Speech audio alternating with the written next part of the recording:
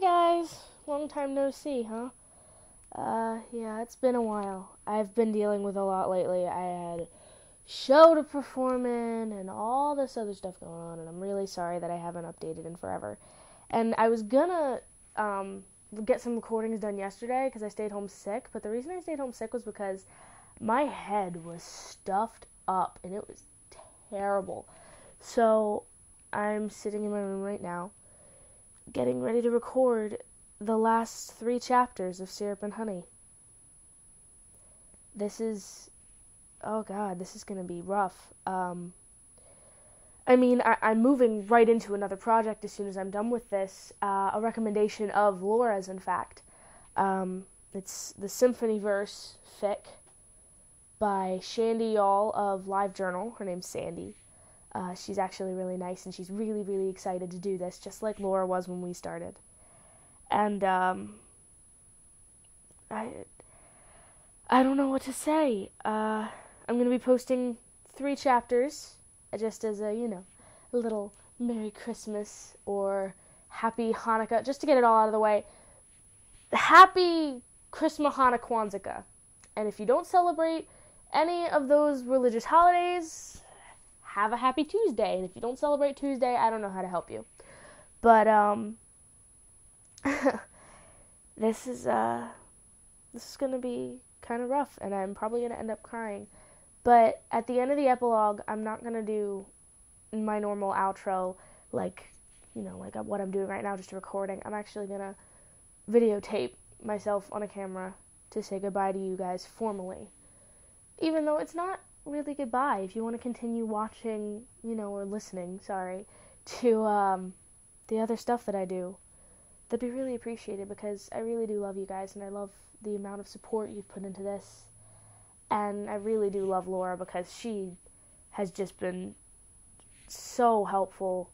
She's been so supportive of the whole project, and I'm really glad that out of all of the writers that I've ever seen on fanfiction, that I sent the message to her. And I'm really happy that, she was so willing to work on this project with me. But I'll get to the really sappy stuff later on. I'm rambling, as I usually do. So, yeah, these are going to be the last 3 chapters of Syrup and Honey, just as a holiday gift to all of you guys. And then, as soon as this is done and we head into the new year, you'll be seeing a lot of the Symphony Verse, because that's a long fic. So, alright. I'll see you guys at the end. Okay. Bye, everybody.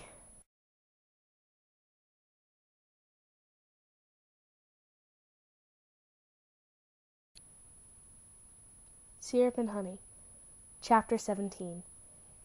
Days started getting warmer during the first 2 weeks of March, and the ones who seemed to enjoy it the most were Brownie and Robert. Brownie loved to jump onto the table by the window, where the rays of sunshine bathed the wood, and lay there for hours, napping and licking her paws. Robert, on the other hand, was absolutely thrilled to go out for walks and roll around on the grass at the park. Kurt and Blaine were spending a particularly sunny Sunday afternoon walking around their favorite park as they stopped every few minutes to let their dogs sniff the base of a tree or bark at the birds. They were both wearing coats, though lighter ones, and Kurt was still bemoaning the fact that he had to stop using some of his favorite scarves because they were too warm for the current weather. Things had gotten a lot busier lately. Blaine had been working his ass off on Henry's trial, which would start that Tuesday, and Kurt had to go back to his hectic schedule at the bakery, staying up late to get all the baking done before going upstairs to find Blaine was with his nose still buried deeply in files, or typing quickly on his laptop, just the way he had left him in the morning. But they had agreed that Sundays were sacred to them. It was the only day they could relax and rest and be together all day, when they were allowed to stop thinking about questions for witnesses or cake orders that were due too soon. Blaine had his camera hanging around his neck. He always had it with him these days, especially since he had started taking the classes again. Every now and then he would point the camera, seemingly randomly snap a picture, and no matter what he was taking a picture of, it always looked amazing. His favorite model was, of course, Kurt, who had stopped trying to hide behind his hands after a while and was finally resigned to having his photograph taken. Kurt could see that Blaine was nervous. He knew his boyfriend was trying not to talk about it because they were supposed to forget about work during their day off, but Kurt was sure the anxiety was eating him up inside. He stopped walking, pulling on Blaine's hand to stop him too, and faced him with a little smile.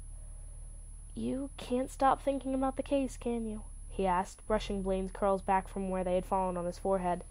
Blaine groaned and dropped his head on Kurt's shoulder. "I'm sorry. I'm trying to be distracted, I swear." "Honey, it's fine. I know you're nervous." Kurt smiled reassuringly at him. I feel really pressured to win this." Blaine sighed and moved to take a seat on a wooden bench, patting the spot beside him so Kurt would follow. "I want Ryan to go to jail so he can't hurt anyone else. I want Henry to feel safer, and I really want to see my father's face when he loses." Kurt pressed a kiss to his cheek. "Then let's make one more effort, all right? What do you say we go back home and make a fresh pot of coffee, and you keep working? I'll help you with anything you need. Oh, you can ask me questions and I can pretend I'm one of the people on the stand." Kurt clapped his hands with enthusiasm. "When I was a kid, I wanted to be an actor, you know. I'm actually quite good."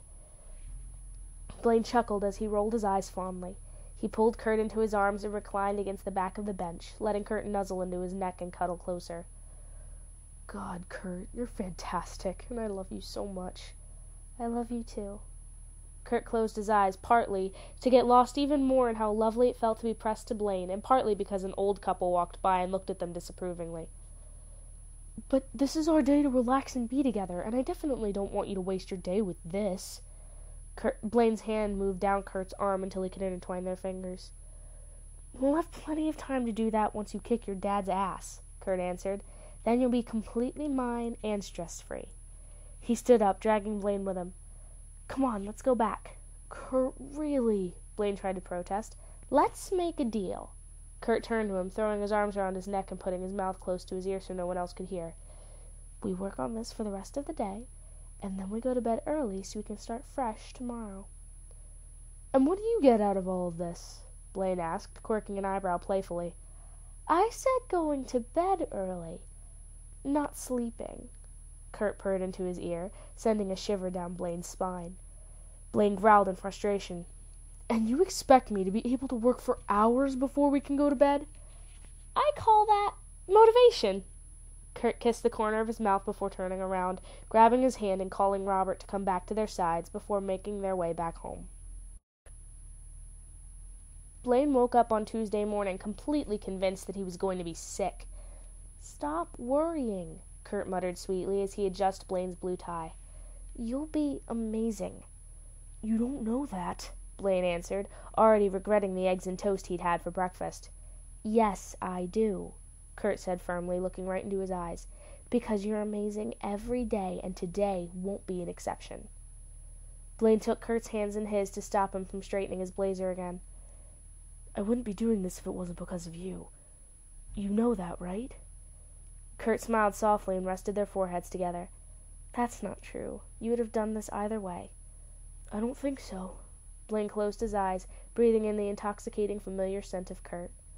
"I was near my limit when I met you, Kurt. I wouldn't be here without you." A lump formed in Kurt's throat, and he did his best not to cry. "Don't say that." He kissed Blaine almost feverishly. "Don't ever say that." "I love you," Blaine whispered against his lips. "I love you too," Kurt replied, nuzzling their noses together. "Now go. You can do this." Blaine took a deep breath and grabbed his briefcase. "I'll call you when we have a break." "Okay. And give Henry my best." Kurt squeezed his hand one last time before Blaine went down the stairs quickly and left the apartment, going out to the clear, sunny morning. He looked across the street to the huge, imposing building where he knew his father was getting ready too, and felt his nerves building gradually.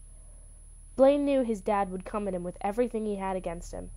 The good news was that Blaine had sat through enough of his father's trials to know what to expect from him, but Walter had never cared enough to attend any of Blaine's.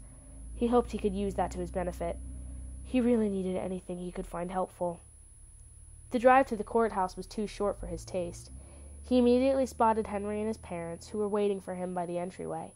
The three of them looked nervous, and Blaine reminded himself that he was the one who was supposed to keep them calm. This wasn't about him. This was about Henry. He allowed himself a few seconds before getting out of the car and walking towards them with the most confident smile he was capable of pasting onto his face. They entered the courtroom where the trial would take place after greeting each other, and once they were sitting at their assigned table, Blaine turned to Henry, who was terribly pale. "I want you to stay positive, okay?" he said in a low, soothing voice, a bit surprised that he was able to speak so normally when he was about to freak out himself. "We have this under control. Just don't worry." Henry gave him a tentative smile. "I trust you, Blaine." That seemed to make the weight on Blaine's shoulders feel a lot heavier, but he nodded solemnly. "I'll do my best not to let you down." The courtroom started filling slowly as the time for the beginning of the trial came closer. Henry's parents were sitting in the first row just behind the desk where Blaine was with the boy. They spoke to their son in hushed, comforting whispers, and his mother wouldn't let go of his hand. Blaine kept himself busy going through some documents, making sure he had everything he needed. He wished Kurt was there to hold his hand, too. When his father entered the room, Blaine could have sworn the temperature dropped drastically. He didn't even look at Blaine. He walked with his head high, smugly, as if there was nothing but a game to him, as if he was just humoring a silly game meant for children. He was so confident that he was going to win this. Blaine's stomach twisted with anger and anxiety. Blaine wasn't familiar with the judge that had been assigned to the case, but he knew his father wasn't either, so he considered that a good thing. Walter had a lot of friends that were also judges, and Blaine would have hated to have to present his case to a man that wasn't going to be impartial from the beginning. After the formalities that they needed to go through before the opening of any trial, both lawyers were asked to present their cases. Blaine, being the lawyer for the plaintiff, got to go first. He forced his voice and his hands to stay steady, and the only sign of his nervousness was the crazy beat of his heart, but he was the only one aware of that, so he really didn't care. He cleared his throat before starting. His voice was surprisingly calm and steady, and he was glad he didn't start by making a huge fool of himself. Henry Brown is 19 years old. He's a student at the University of Columbus and is majoring in history. He had the normal life of any teenager, hanging out with his friends in his free time, forming study groups, living in a dorm, and going home on the weekends to visit his parents and little sister, going on dates. He had just returned to campus from one of those dates on the night of January 6th, when he was brutally attacked. He was beaten so badly that his spine was injured. He is now in a wheelchair. He had several internal injuries, but the main one is the one to his spine. He may never walk again. Blaine paused and scanned the room. His eyes wandered to where the members of the jury were sitting, back to Henry and his parents, and then settled on Ryan McAllister, who was seated next to his father. He fixed his gaze on him before he spoke again. All this happened for one and only one reason. Henry is openly gay. A brief murmur ran through the room, and Blaine waited for it to stop before continuing. Henry's had a healthy, steady relationship with the same boy for over a year. They did the same things that any other couples do. They go out for dinner, they go to the movies, they hold hands, they kiss. They did nothing wrong. They didn't hurt anyone. They were just doing what everyone has the right to do. Love someone. Blaine swallowed. Henry and I are here to prove that on the night of January 6th, Ryan McAllister attacked him simply because he doesn't agree with Henry's right to express his sexuality. After a few more words to close his presentation, Blaine went back to his desk and sat next to Henry. He took a sip of water. That had gone better than he had believed it might, but he knew what they were dealing with. They were in Ohio, after all. Most of the people in the jury were middle-aged men who had probably been raised with the same prejudices as his father. He hoped the facts would weigh more than those prejudices in the end, though. Blaine watched as his father made his way to the front to make his own statement. Soon he was clenching his fists under the table and having to use all of his self-control not to launch himself at his dad and punch him in the face again. Walter talked, way longer than Blaine had done, praising Ryan as a model student, a popular, friendly young man, who pretty much everyone liked. He talked about the different charities Mrs. McAllister organized, and in which Ryan participated in his free time. He painted the picture of an extraordinary boy who was nothing but honest and polite to absolutely everyone, and that didn't match at all with the guy Blaine had first met in his father's office weeks ago. Blaine couldn't believe what he was seeing and hearing. The way his father was twisting the truth was absolutely disgusting. He immediately realized that Walter wasn't planning to play fairly, and he momentously felt desolated.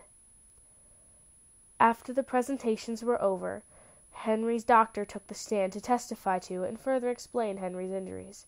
Blaine was satisfied when the doctor assured them that the type of damage done to Henry's body could only have been caused by a physical attack. When it was Walter's turn to cross-examine, he pushed and pushed, trying to make him admit that they could have been done in a different way. The doctor proved that those injuries hadn't been produced accidentally. By showing some of Henry's x-rays, launching himself into an elaborate demonstration of how every injury had been produced. Walter called one of Ryan's teachers to the stand to testify to Ryan's usual behavior. The man said that Ryan was a very pleasant young man who rarely got into trouble, and nothing more serious in his history than missing a due date on a paper. Not much progress had been made when, a bit after noon, the judge stated that they would resume the case where it had left off the next morning. Blaine walked with the Browns out of the courthouse, his father walking past them without even looking at Blaine, and squeezed Henry's shoulder once they were outside under the warm, comforting sun. "This is just the beginning, okay? We have plenty of time to win this thing," he said, making sure to put a smile on his face so the boy wouldn't be too worried. Henry nodded. "Okay, we'll come back tomorrow and we'll do even better." Blaine shook his hand. "Of course we will." But Blaine was absolutely deflated by the time he arrived back to Ellie's. Kurt was with a couple of customers, so he dropped down on one of the chairs and crossed his arms over the table, hiding his face in them. The nerves that he'd been holding back all morning came back to him now that he had a clear idea of what he was dealing with. He felt a gentle touch on his arm after a few minutes, and he peeked out reluctantly to find Kurt sitting across from him with a sweet smile on his face. "Hey." "Hi," Blaine answered, sighing. "How did it go?" Kurt asked gently, his hands searching out Blaine's to intertwine their fingers together. "Horrible," Blaine said, shaking his head in disappointment. "I'm not sure if we're going to get enough support from the jury, and my dad's trying to make McAllister look like a model student and perfect man that—" Kurt squeezed his hand and leaned closer. "Shh, sweetheart, it's all right." "It's not. You should have seen Henry's face. He's counting on me." Blaine felt as if he had swallowed a ton of bricks. "When do you have to go back?" Kurt brushed his knuckles with his thumb soothingly. "Tomorrow morning." Blaine closed his eyes, already dreading the second day of the trial. "Okay, then I'm going to make you a cup of tea to help you relax, and then you can go upstairs and cuddle with Robert and Brownie on the couch for a little while before going back to work." Kurt stood up and placed a kiss on the back of Blaine's neck. "I'd rather cuddle with you," Blaine whined. "That will happen too, but later." Kurt smiled and walked away to make the tea. He stopped at the door before entering the kitchen and turned around to look at him. "Don't give up just yet, baby." Blaine ran his fingers through his hair a bit desperately. "I won't." He was tired of being defeated. It had happened way too many times for him to keep count. But this wasn't going to be one of those times. This time, things were going to change. The problem was that Walter thought he was invincible, so he walked around making everyone else believe the same thing. But Blaine knew how full of crap his father was. He just needed to find a way to show that to the jury. The next morning, when Kurt had to practically push Blaine out the door so he would return for the second day of the trial, Kurt was almost as nervous as his boyfriend. Seeing Blaine feeling so insecure made his heart ache, and he wished he had a way to help him. He knew nothing about law. The only thing he had to offer was his support, his love. He spent his morning sending anxious glances to his cell phone, which remained silent on the counter. Kurt wasn't only worried for the course of the trial, he was also worried about Blaine. Having to go against his own father to defend something that was such a contentious sore spot between them. It couldn't be easy. Kurt had tried to talk to Blaine about it the previous night as they lay in bed together in each other's arms, but Blaine hadn't seemed very enthusiastic about the conversation, so Kurt had ended up changing the topic. His phone started buzzing just as he was handing a customer her change. Kurt forced a bright smile on his face until she turned around to leave, and then he immediately grabbed the phone and retreated into the kitchen to take the call. "Blaine?" he blurted out, hating himself for sounding so anxious when Blaine needed him calm, when his voice was supposed to be soothing and not so desperately high. "No, kiddo," Bert said from the other end, "but I'm guessing from that greeting that you still haven't heard from Blaine today." Kurt exhaled loudly and leaned against the kitchen's wall. "Hi, Dad. No, he hasn't called yet." Bert made a sound of impatience. "I've been thinking about it all morning. He didn't seem very confident when I called him yesterday." Kurt felt warmth spreading through his body when his father said he had called Blaine. Knowing that Bert cared about his boyfriend so much made his heart beat so hard that he was afraid he would burst with happiness. He's terrified of losing. Seeing and hearing his father yesterday nearly shattered his confidence. "He's so much better than that man," Bert replied with conviction. "If someone can win this thing, that's Blaine. I wish he didn't let his father get to him so much." "Me too." Kurt sighed heavily. "And I wish I could be there with him. I feel like having more support would help him with his nerves. But I have several orders that are being picked up today and tomorrow, and I can't close the bakery." "Isn't the verdict supposed to be announced on Friday if everything goes according to schedule? I think that's what he told me, at least," Bert asked, thoughtful. "Yes," Kurt answered as he heard the door opening and peeking from the kitchen saw a new customer coming in. "Listen, Dad, I really have to go now. Can I call you later?" "Sure, kiddo. And tell Blaine to give me a call as soon as he can," Bert told him. "I want to know how he's doing." "I will." Kurt walked out of the kitchen and stood behind the counter while the woman that had just arrived studied one of the display cases with a critic eye. "And thank you. It means a lot to me that you worry about him." "He's family," Bert said naturally. "I'll talk to you later, Kurt." "Bye, Dad." Kurt ended the call and forced himself to shove his own worries to the back of his mind before pasting a big smile on his face and walking towards the clearly undecided woman that was scanning his cakes as if she was taking x-rays of them. Predictably, she ended up being quite a difficult customer, the kind that asked about every single ingredient in every single cake, which for once Kurt was thankful for. He needed to keep his mind busy or he'd go crazy expecting news from Blaine. When it was almost closing time and he still hadn't heard from his boyfriend, Kurt was on edge. The trial couldn't take that long, could it? Blaine had only been gone from the morning the previous day. How long had it been since he left? He received a text message just when he was considering getting into his car and driving all the way to the courthouse to find out what the hell was going on. From Blaine. "I'm with Henry going over what he has to say during his statement tomorrow. Should be home in an hour. Sorry." Kurt breathed a sigh of relief. He still didn't know how things had gone during the actual trial that day, but at least he knew when Blaine would be home. He rushed through the things he still had to do at the bakery, locked the doors, turned the lights out, and went upstairs to their apartment. He started working on dinner, chicken with vegetables, putting everything in the oven so it would roast slowly. He then checked the time. According to what Blaine's message had said, he should be arriving in 15 minutes. Kurt thought it was the perfect amount of time to draw a bath for his boyfriend so he could relax before eating. He filled the tub with hot water and poured a bit of his favorite jasmine-scented oil in it. He was just making sure the towels were clean and fluffy enough and leaving them on the edge of the sink for Blaine to reach them easily when he heard steps coming up the stairs. Blaine looked exhausted. The immaculate aspect he had when he'd left that morning had vanished at some point during the day. His hair had broken free from its gel prison, the green tie was loose, and the first two buttons of his shirt were undone.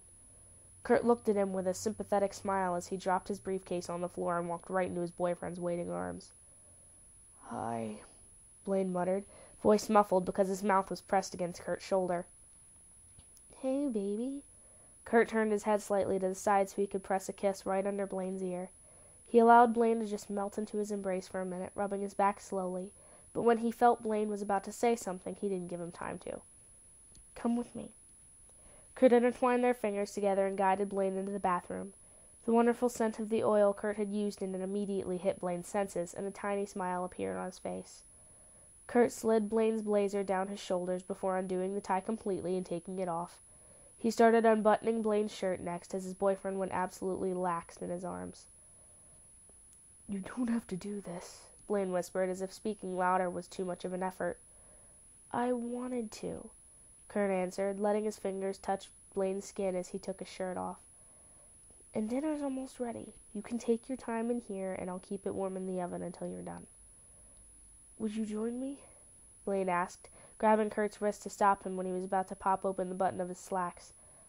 I really want to be with you right now. Kurt's smile got even softer, if that was possible. Of course, he agreed, brushing his lips against Blaine's cheekbone in just the ghost of a kiss. Just let me turn the oven off so that the food doesn't burn, and I'll be right back. Blaine finished undressing as he heard Kurt rummaging in the kitchen and had just gotten into the warm, comforting water when his boyfriend returned. Kurt took off his clothes quickly and gestured for Blaine to make room for him. He slipped into the water behind the other man, putting a leg on each side of Blaine and letting him rest against his chest. Blaine immediately sighed in contentment. Kurt started running his wet fingers gently through Blaine's hair to get the rest of the gel off and massaged his scalp, knowing that would help him relax. Are you okay? He asked in a low, sweet voice. Blaine nodded. His hands slid under the water until they were resting on Kurt's knees. He took a deep breath. I guess I am. Yeah. Want to talk about it? Kurt said and started humming a soothing melody at the back of his throat as he placed his lips on Blaine's temple and kept them there. Blaine was silent for a while, and he was so grateful that Kurt didn't pressure him to talk. He finally found the words he wanted to say. It's just not really knowing which side the balance is leaning is killing me. Every time I think I do something right, every time I actually think I can win this thing, he walks to the front, opens his mouth, and charms everyone. Blaine didn't even need to say it for Kurt to know he was talking about his father. Kurt's hands moved in slow, gentle caresses until they were on Blaine's neck. He started kneading at the spot, knots and tensed muscles in the back with his thumbs. It feels like I'm fighting against the tide. When I think I'm getting to the shore, it shoves me back in even further. Blaine sighed, exhausted, and then let out a low groan when Kurt touched an especially sore spot on his neck. I don't know whether we can expect to win in a place like this. This is Ohio, after all. Most of the people in that jury may deny the fact that what happened to Henry is an atrocity just because he's gay, because they think he's sick. That we are sick. Kurt kissed the top of his head. You have the chance to show them they are wrong. Maybe you can't change every mind, but you may be able to change a few, and that's good too, Blaine. I don't want to disappoint Henry, Blaine whispered. That seemed to have been haunting his whole life, disappointing people. He just wanted to do things right for once. No matter what happens, we'll be there for him, Kurt assured him quietly. We've had it rough too. Maybe not as bad as him, but it was still hard for us, and right now, I think we're a wonderful example of how things can get better. Kurt tilted his head to be able to look at Blaine in the eyes, with a sweet smile gracing his lips. I have you, and you have me, and I don't know what you think, but I believe we're quite happy. Blaine couldn't help but smile and move forward to kiss Kurt. We are. We absolutely are. They shared a few kisses in a comfortable silence, enjoying the smooth warmth of the water around them. Kurt decided not to push any more, letting Blaine talk if he needed to, which he did after a couple of minutes. Am I an idiot for feeling bad for the fact that my dad hasn't even looked at me once? Blaine asked, his voice a bit shy. There's a tiny part of me still waiting for him to accept me and know it's silly, but I don't know. There's nothing silly about that. Kurt shook his head slowly. He bit his lip before speaking again. But he won't. Ever. Blaine finished for him in a dark monotone. Kurt swallowed. No, baby, I don't think he will. He wrapped his arms around him tightly. I'm sorry. It's fine, Blaine shrugged. I should be used to it by now. Kurt wanted to say that no one should have to get used to something like that, but he didn't because he knew that wouldn't help. He smiled sadly and hooked his chin on his boyfriend's shoulder. I don't know if it's a good moment or not to tell you that my dad was really worried about you today. You should give him a call. He really cares about you. When Kurt saw the way Blaine's lips gradually formed a smile, he realized he'd done something right. I'm not really sure the moment to mention your dad is while we're naked and pressed together in a bathtub, but thanks for telling me, he said playfully. Kurt squeezed his side, making him yelp. Shut up! Blaine looked at him, eyes bright and smirking teasingly. "Make me." Kurt didn't have to be told twice before capturing Blaine's mouth in his, kissing the rest of the tension from his boyfriend. Blaine squeezed Henry's shoulders before leaning down to be eye level with him. "Are you ready?" he asked. Henry looked a little pale, like he could get sick. "I'm not really looking forward to talking about it again, but if that's what it takes, I'll do it." "Good." Blaine smiled reassuringly. "Do you remember everything we talked about?" "I do." Henry nodded firmly. "This is the last effort," Blaine reminded him, but he sort of was reminding himself as well. "Then you can put this behind you." Henry closed his eyes as if he could picture that. "That's all I want. I want to stop thinking about this and move on." Blaine was about to answer when another boy came walking down the hall with a smile on his face, just as reassuring as Blaine's. Blaine moved to the side as the boy kneeled in front of Henry's wheelchair. Henry smiled and leaned closer to kiss him on the lips. "Hey," Henry said. "Hey," he answered, and then looked up at Blaine. "Hey, Blaine." "Hi, Derek," Blaine answered.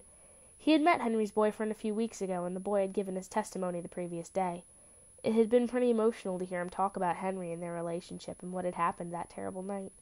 It was obvious the two of them were very much in love, and Blaine was happy to see Henry still had Derek's support after the attack. He walked away to give them a few minutes alone together until they were allowed to enter the courtroom. This was the last day before the verdict, and Blaine was doing his best to remain calm, but it was very hard. Only Ryan and Henry were going to take the stand today, and both Blaine and Walter would have to make their final statement to try and convince the jury the next day. Blaine was seriously dreading that. He finally sat at his desk with Henry about 10 minutes later. They talked in quiet whispers, making sure they were both on the same page and that Henry still remembered some of the things that were important for him to say. "The only thing I want from you when you're up there, Henry," Blaine told him, putting a hand on his knee and looking straight into the boy's eyes, "is for you to tell the truth. Just be honest. Tell the truth, and everything will be all right." Henry nodded, and the judge entered the room, interrupting their conversation. They went through the usual formalities before Henry was called to the stand. He wheeled himself with as much dignity as he could, his head raised high and his jaw tensed. He swore to tell the truth with his gaze fixed on Blaine, who took a few steps towards him to start his interrogation. Blaine asked him basic questions, first about his age, his life in college, his sexuality, before asking him what had happened on the night of January 6th. Henry was very calm as he described how Derek had said goodbye, and he had stayed outside smoking. When he started talking about how someone had approached him and started insulting him, he got really nervous, and Blaine had to pause and give him a glass of water. "Henry," Blaine said quietly, but loud enough for the entire courtroom to hear, "would you please tell everyone here who was the person who attacked you?" Henry swallowed.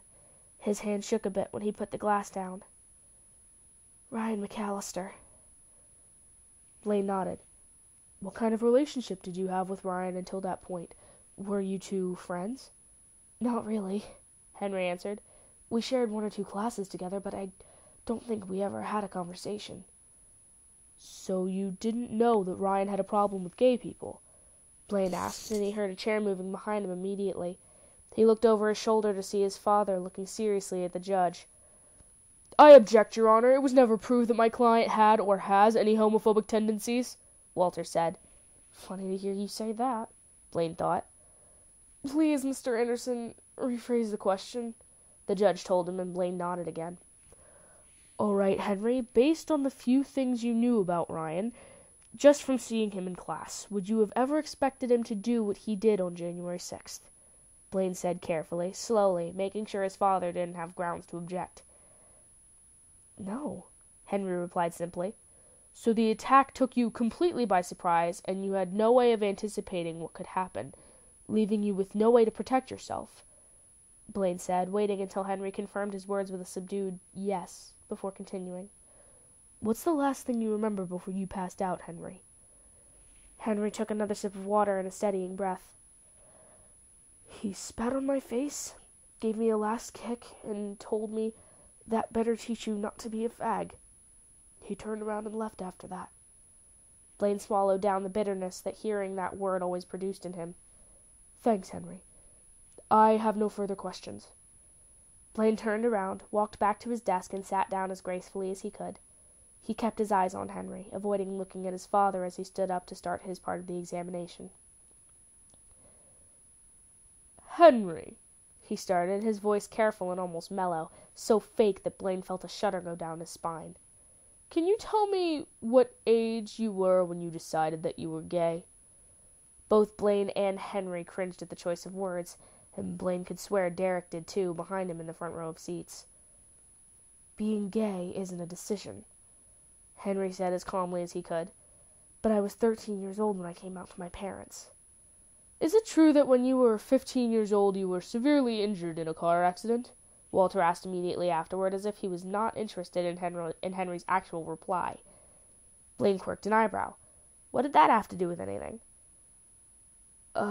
Yeah, it's true."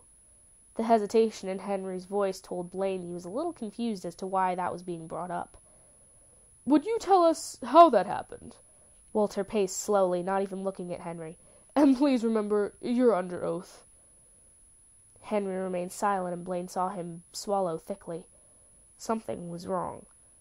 Walter knew something he didn't. Blaine started panicking. "Let me ask you again, Henry," Walter muttered, his voice soft as silk but sharp as a knife. "You said you were injured in a car accident. Is that correct?" Henry looked at Blaine desperately for a few seconds. "Yes." "Was it really a car accident?" Walter insisted. Blaine's hands were gripping so tightly to each other that his knuckles were white. "No." "What happened, Henry?" Walter stopped and turned around to look at the boy with a smile. Blaine could see Henry's chest heaving. I tried to kill myself." A gasp went through the room, sounding loud in Blaine's ears. "How did you try to kill yourself?" Walter continued. I jumped in front of a car," Henry answered quietly as a track of tears went down his cheeks. "So you lied." Walter turned to the jury to flash them his best smile. "You said someone ran over you with their car, but the truth is, the accident was nothing but your fault. It was intentional." Henry closed his eyes. "Yes." "I'm sorry." Walter walked towards him. "I couldn't hear you. Could you repeat that?" "Yes, I lied!" Henry exploded. "I lied that time because I was ashamed, but I'm not lying now, and I know what you're trying to say." "I'm not trying to say anything, Henry. The facts speak for themselves," Walter chuckled. "Why would I lie about this?" Henry glanced at Blaine, silently asking him to do something. "Why would I say Ryan attacked me if I didn't?" "Because maybe you want attention. Maybe you're jealous of Ryan. He's a popular man, a star on the football team. He has a beautiful girlfriend and amazing grades." "I'm not jealous of Ryan!" Henry yelled. "I like my life. Or I did until he put me in a fucking wheelchair." The judge banged his gavel loudly to quiet him. "Your Honor, the fact that Henry lied when he was 15 doesn't have any relevance now. He was a scared kid who was desperate. He's a man now, and there are no logical reasons to bring up that incident in this case," Blaine said, finally recovering enough to stand up and talk. "My reason for bringing this up," Walter said, facing Blaine for the first time in 3 days, "was to show that Henry had no problems in lying about similar matters before." "He tried to kill himself!" Blaine exclaimed, starting to feel himself losing control. "And why didn't he say that? Why did he hide it? What were his motives?" Walter asked, walking towards Blaine's desk and standing just a few feet away. Blaine smashed his fist on the table. "I'm sure you, of all people, can come up with a few reasons why someone would consider taking their own life." Blaine could feel the vein in his neck pumping. The satisfied smirk on his father's face made him see red because of the anger taking over his body. It took him a few seconds to realize the judge was calling for order. "I have no more questions," Walter said, grinning, as he moved to his desk and sat down nonchalantly. It took a while for Blaine to get his breathing controlled, but it took just a second for him to see the entire case crumble like a house of cards. Kurt was having another day full of anxiety. Blaine had looked very pale that morning before leaving for the courthouse. All the peace and comfort had vanished as soon as the alarm went off and his hazel eyes opened. Kurt had tried to make him feel better, dropping kisses all over his face, neck, and shoulders. It had gotten him a smile, at least for a few seconds, but then the nerves took over again. And now Kurt was going through another day full of waiting. He had his cell phone in the front pocket of his jeans. They were tight enough that he would immediately feel it vibrating, but he still checked it every few minutes to make sure there was no missed calls. He was cleaning one of the tables after it had been vacated by a customer when the door opened again. A blonde girl came in, looking around. Kurt forced his usual smile and took a deep breath to steady himself. "Good morning," he welcomed her. She twisted her hands together. I'm looking for Blaine Anderson?" Kurt frowned. Very few people knew about Blaine living there with him. Who could this girl be? "He's not here right now." The girl didn't show any signs of wanting to leave. She stayed there, fidgeting, avoiding Kurt's eye. Kurt frowned even deeper. His mind started working at high speed. His first thought was that maybe this girl was a friend of Blaine's, but he knew for a fact he didn't have any friends. He thought she could be a girl Blaine may have dated to make his parents happy. It did sound like something his boyfriend would do, but he was sure Blaine would have mentioned something like that. Still, his protective, possessive side surfaced. "Would you like me to give him any messages?" he asked a little sharply. I'm not sure if that's a good idea. I need to see him," the girl answered. "I'm sure Blaine wouldn't mind if you told me what this is about," Kurt said. "I'm his boyfriend." To Kurt's surprise, the girl relaxed a bit at that. "My name is Julie." She took a step forward. I'm Ryan McAllister's girlfriend. He is the guy who beat Henry Brown up." Kurt dropped the cloth he had been using to clean the table on a chair. That was the last thing he had expected to hear. "What are you doing here?" Julie swallowed, going back to looking absolutely nervous. "I need to see Mr. Anderson. I was the one who called the ambulance when Henry was attacked. I saw what happened from my dorm's window." Kurt's heart stopped beating for a second before it started pounding wildly. "Oh my God. I hope I'm not too late. Ryan told me the verdict will be announced tomorrow," Julie muttered as Kurt quickly reacted and took his cell phone from his pocket, dialing Blaine's number and hoping he was on a break. When the call went straight to voicemail, Kurt swore under his breath, not knowing what to do. "You want to testify against your boyfriend?" Kurt asked, clutching his phone tightly. This could be exactly what Blaine needed. This could be the difference between winning and losing. Julie's eyes filled with tears and she seemed to be having some trouble breathing. "Yes." He made his decision in the time it took Julie to blink. He ran to the kitchen and turned the oven off, not giving a damn about the half-baked apple pies he had in there, grabbed his keys, and went back to the shaking girl who stood in the middle of the bakery. "Come on, maybe we can get there in time to talk to him," he said, opening the door and waiting for her to follow. "Please don't make me go there," Julie pleaded without moving. "I don't want Ryan to know I'm doing this." Kurt did his best to hide his desperation. "Julie, I understand you're afraid, but if we don't get to Blaine right away, it may be too late to do this." The tears Julie had been holding back finally spilled down her cheeks. "Oh, okay. Kurt closed the bakery and ushered Julie into his car. He was buzzing with a mix of excitement and anxiety. He turned the engine on and drove away before looking at the girl sitting next to him. Her long blonde hair fell on her shoulders and her brown eyes were clouded. Her lips kept trembling and she was holding herself, as if she needed something to keep her from falling apart. "Are you okay?" Kurt asked gently. "I think so, yes," she answered in a small voice. "Can I ask you something?" Kurt waited until she nodded to go on. "How did you know where to find Blaine? He tried not to let many people know where he was."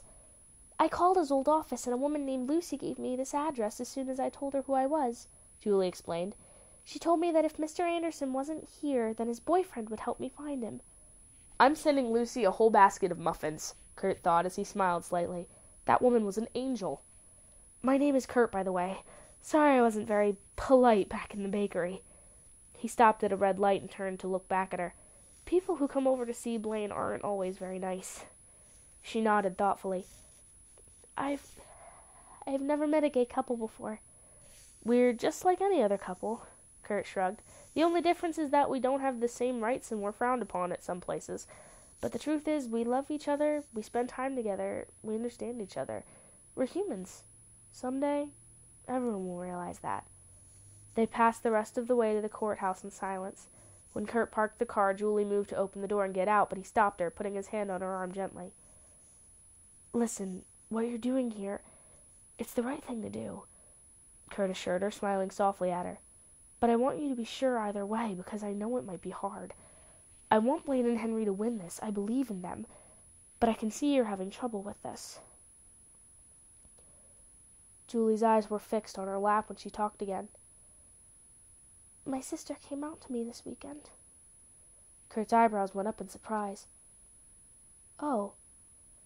I didn't tell anyone that I saw what Ryan did. I didn't actually really care, except I didn't want him to end up in jail, but I didn't care about what he did because I thought gay people deserved it somehow. That they had chosen to be something that's wrong, so they needed to see it wasn't okay. Kurt didn't correct her or interrupt her. He could see her thoughts running, twisting, flashing in her gaze, the way she was processing all the information, the way she was fighting to really understand now.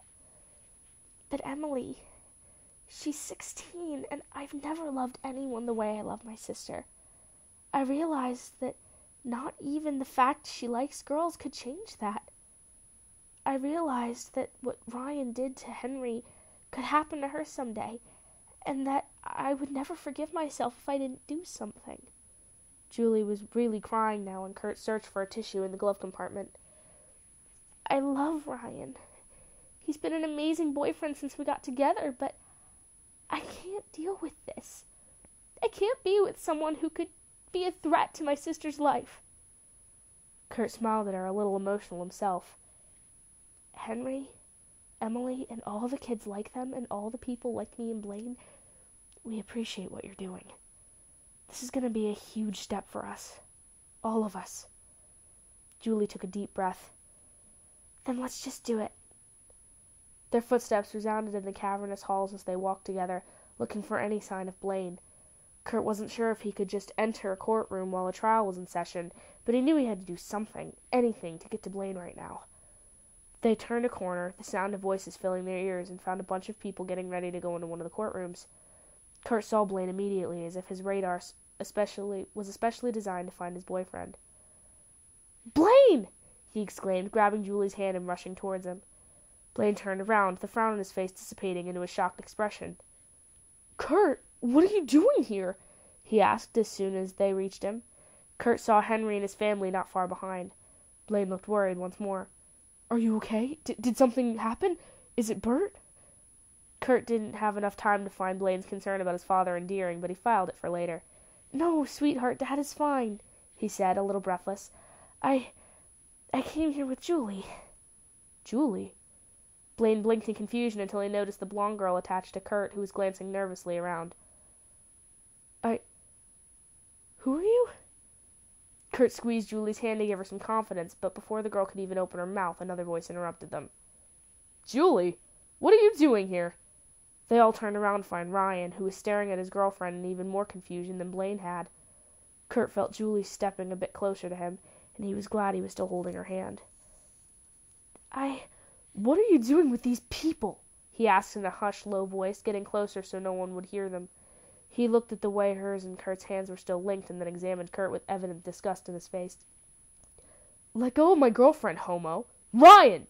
Walter exclaimed from behind him in a reprimanding, angry tone. Do you want someone to hear you speaking like that? It could cost us... Oh, Hummel is here. I understand now why you couldn't hold back. Kurt narrowed his eyes at him but didn't say anything. He didn't care what Walter Anderson said. He only cared about helping Blaine. Julie, you haven't answered my question, Ryan muttered, reaching out as if waiting for the girl to take his hand. Julie's grip on Kurt's hand tightened nervously. I'm here to see Mr. Anderson. You have the wrong one, then, Walter said, giving her a smile, the kind that never reached his eyes. Come with us, darling. You can talk to Ryan after we're done for the day. No, she said, her voice failing her a bit. It's Blaine Anderson I'm looking for. Not you. What the hell are you talking about? Ryan took another step towards her, and she moved to shield herself slightly behind Kurt. Get out of the way, homo, and stop touching my girlfriend. Keep insulting my boyfriend, Ryan. It will only make sending you to jail even more satisfying. Blaine muttered angrily, stepping next to Kurt to hide Julie even more, even though he still wasn't sure what was going on. Like you could win this, Blaine. Walter laughed mockingly. Everyone knows you aren't good enough to convince the jury. But I can help him, Julie said softly, causing all of them to turn to her. She swallowed and looked for Kurt's eyes, desperate for some support. He squeezed her hand again. I saw what happened. I called the ambulance. Ryan gaped like a fish out of the water, incredulous. You wouldn't betray me. What you did is wrong, Ryan, Julie murmured. You're my girlfriend, he spat furiously. Not anymore, she replied. Ryan took another step forward, clearly to grab Julie and pull her away from the other two men, but Walter stopped him, holding his elbow. No, he cut off, eyes flashing with rage. Let's go inside, Ryan. Don't waste your time with these people. But I said no. Walter's voice raised a bit. We have to get ready for you to make your statement. Come on. Now. Blaine, Kurt, and Julie stayed silent and unmoving until both Walter and Ryan entered the courtroom, even though Walter had to practically push Ryan away from them. Julie was shaking, and Kurt immediately turned around to check on her, but Blaine beat him to it. Are you all right? He asked, looking at her with concern in his gentle hazel eyes. She nodded and finally let go of Kurt's hand. Is it true what you just said? You saw what happened between Ryan and Henry? Yes, I saw it from my room, Julie answered. I want to help, if that's all right. Kurt was happy to see relief washing over Blaine's face. Of course it's all right. Blaine smiled at her and put a hand on her arm, and Kurt knew he was holding back the urge to hug the girl. We just have a couple minutes before we have to go back in there, so I need to talk to you quickly. I'm going to leave you two to it then, Kurt said. I have to go back to Ellie's. Blaine, not giving a damn about the people around him, got close to him and cupped his boyfriend's face in his hands. You're amazing. Thank you so much for coming over, Kurt. It was nothing, honey. I just wanted to help. Kurt's smile grew wider. Blaine leaned in and kissed him, chastely but sweetly. Good luck. I'll see you at home later, okay? Blaine reluctantly let go of Kurt, who said goodbye to Julie and started walking out of the building. Kurt climbed back into his car and turned the engine on, ready to return to the bakery with the feeling that things were about to be all right. Saying Blaine was euphoric that night when he got home was an understatement. He practically tackled Kurt onto the bed and started kissing every expansive pale skin at his disposal. Considering Kurt had just come out of the shower and was only covered by a towel wrapped around his waist, it was a lot of skin to kiss. I'm assuming everything went well, Kurt muttered as Blaine circled his belly button with his tongue. I feel like we have some hope for the first time since this whole thing started, Blaine answered, his mouth never breaking contact as he tugged on the towel to split it open. I feel like I can actually do this. Of course you can, Kurt said, allowing his fingers to tangle in Blaine's hair, which was still stiff because of the jelly he had put on it that morning. I've always known you could. Blaine placed his hands on Kurt's stomach and then rested his head on them, looking up at his boyfriend. You should have seen my dad's face. He was so upset, and Ryan was so nervous after seeing Julie there that he actually almost called me and Henry fags while he was on the stand. Everyone heard him, and it has to count for something. It ends tomorrow, Kurt said, caressing his cheek, loving the way Blaine leaned into the touch. Are you ready? Yeah. I really want to put this behind us. I want to let go of everything and finally start living my life. Blaine smiled at him, turning his head to drop a kiss on Kurt's side before adding, with you. Blaine was pacing restlessly back and forth across the hallway. The door to the courtroom was still shut, so he couldn't just go inside and sit at his desk. It was too early. He had been too anxious to stay at home and wait around, so he had ended up at the courthouse half an hour before everyone else. It was mostly empty, every single sound resounding in the hallways loud and clear. He had stopped at the Starbucks down the street for a coffee, mostly to kill some time, but now he was just staring at his cup numbly, thinking about everything that could happen that morning. A testimony like Julie's would normally mean the case was already won, but Blaine still had his reservations. He couldn't count on the people on the jury not being huge homophobic assholes who might believe that beating up a guy for being gay wasn't as bad as being gay. Blaine had paused his pacing to try and relax a little bit when a pair of hands slid on his face from behind, covering his eyes. He didn't have to hear the beautiful voice whispering into his ear to know who it was. Kurt's proximity was so familiar and soothing that he would have noticed it even in the middle of a crowd. "Guess who?" Blaine smiled, took Kurt's hands in his, and turned around. What he wasn't expecting, though, was to see Kurt wasn't alone. Bert and Carol stood behind him, Bert with an arm around his wife's shoulders, both grinning widely at him. "Oh my God! What are you two doing here?" he asked, smiling even more, the happiness of seeing the couple flooding his system. "You thought we were going to miss your big triumph?" Bert asked, as Carol hurried to envelop him in a bone-crushing hug. "I had to convince Dad not to make any Team Blaine shirts." Kurt rolled his eyes. "I told him the idea was too Twilight-ish and also very, very tacky." Blaine laughed wholeheartedly as he hugged Bert as well. "You really didn't have to come all the way here. No matter what the result is, it's still going to be a pretty short procedure." "We don't care, dear. We wanted to be here anyway." Carol kissed his cheek, throwing an arm around his waist to keep holding him up. "Are you nervous? Is there anything we can do for you?" Blaine, still smiling, tugged on Kurt's sleeve to bring him closer and kissed the corner of his mouth. "You've done more than enough. Thank you." He was still holding his cup of coffee, and Kurt took it from him to avoid spilling it when Carol gave him one more hug. "This is cold already. Do you want me to run over to Starbucks and get you another one?" "No, honey, that's fine," Blaine answered. He had something much better than caffeine to keep him calm now. "Well, isn't this precious?" a cold voice said behind them, and the four of them turned around to find Walter Anderson walking towards them in his expensive designer suit. "What a beautiful scene." "Get lost, Anderson," Bert huffed. Kurt put his hand on his father's elbow just to make sure he wouldn't do anything crazy. "I'm afraid you're the one who should get lost, Hummel," Walter replied, smirking. "You don't belong here. The only place you belong is back at your stinky car shop. Leave places like this to important people." "Oh, don't worry. I'm more than happy with my stinky car shop," Bert answered before clapping Blaine on the back. "I'm only here to see Blaine make you look like an idiot in front of everyone." Walter gritted his teeth. "Then you came here for nothing, Hummel, because that's not going to happen. It would be better if you left." "Well, you see, I can't do that." Bert grinned. Kurt was overwhelmed with love for his father right then. "I have a rule in my life, and that is that family comes first. No matter what, I have to be there to support my family. One of my boys is going to win a very big case today, so there's nowhere else I'd rather be." "We'll see about that," Walter spat. "There's something you need to learn about Blaine, Hummel, since it seems you're so keen on adopting him. He's worthless, he's disappointing, and he never does anything right." Blaine swallowed. He didn't need this today, not when he was already so nervous. "We clearly are talking about two different people then, Anderson, because the Blaine I know is a great man." Bert shrugged, as if what he was saying clearly didn't mean the world to Blaine. Walter laughed, visibly irritated. "So you're not only poor and tasteless, you're also blind and stupid."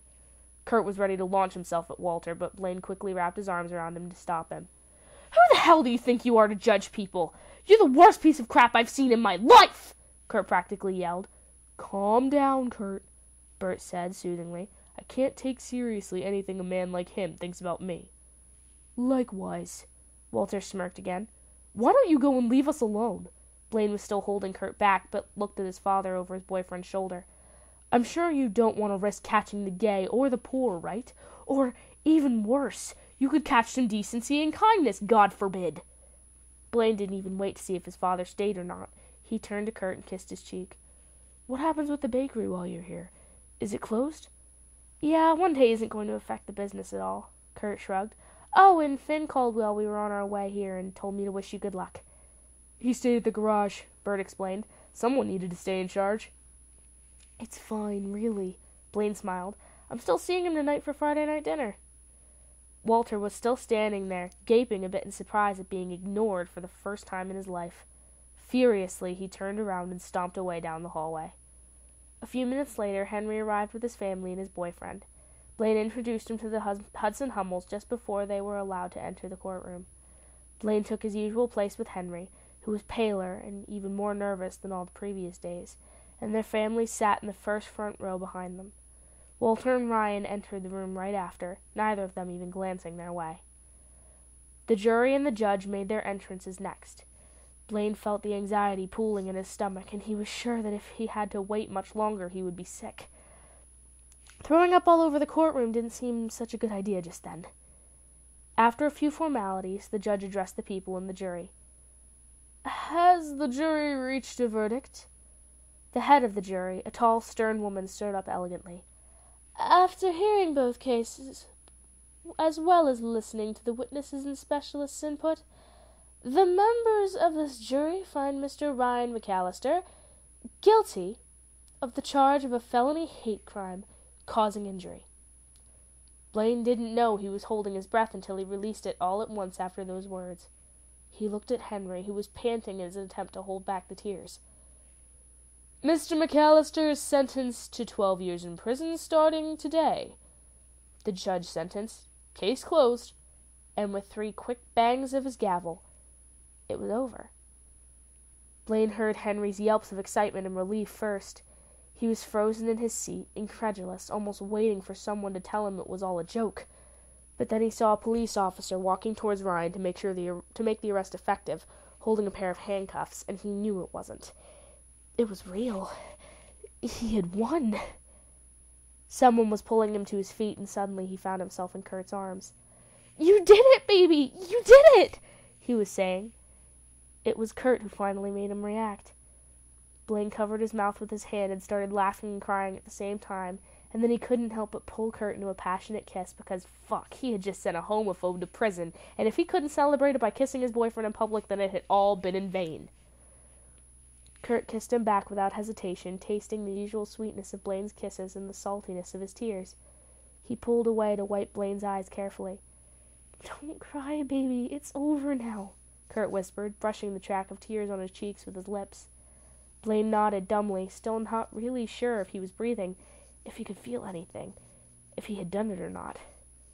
His gaze fell on a quiet figure sitting alone at the other desk. His father hadn't moved since the sentence had been read. He seemed to have been turned to stone. The only thing that showed any sort of movement were his eyes, unfocused, lost. He had beaten his father. Blaine Anderson had proved that he could actually be better than the man who kept telling him what a disgrace he was.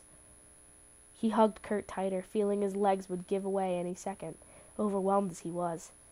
He felt a pat on his back and turned to see Bert and Carol standing there.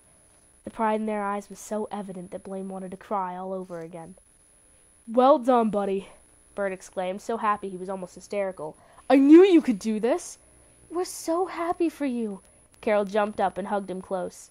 "This deserves a celebration," Bert announced. "Come on, let's go have lunch somewhere nice. It's on me."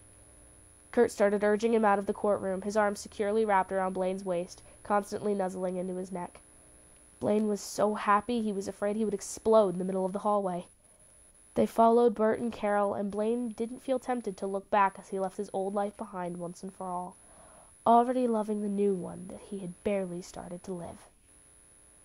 End of chapter 17.